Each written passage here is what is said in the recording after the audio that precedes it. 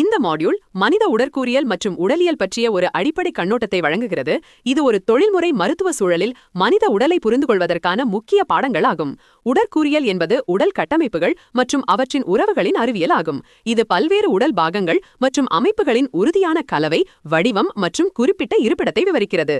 இந்த ஆய்வுத்துறை முழு உறுப்பு அமைப்புகளின் மேக்ரோஸ்கோபிக் நிலை முதல் தனிப்பட்ட செல்கள் மற்றும் சிக்கலான திசு அடுக்குகளின் மைக்ரோஸ்கோபிக் நிலை வரை பரவியுள்ளது.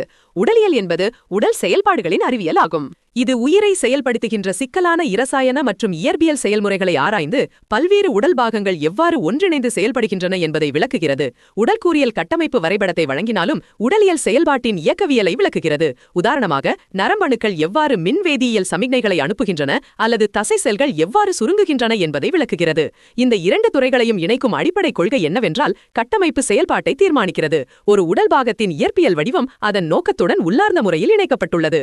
உடல் 6 நிலைகளில் ஒழுங்கமைக்கப்பட்டுள்ளது. இது அணுக்கள் மற்றும் மூலக்கூறுகளின் இரசாயன நிலையிலிருந்து தொடங்குகிறது. இவை ஒன்றிணைந்து அடிப்படை செயல்பாட்டு செல்லுலார் நிலையை உருவாக்குகின்றன.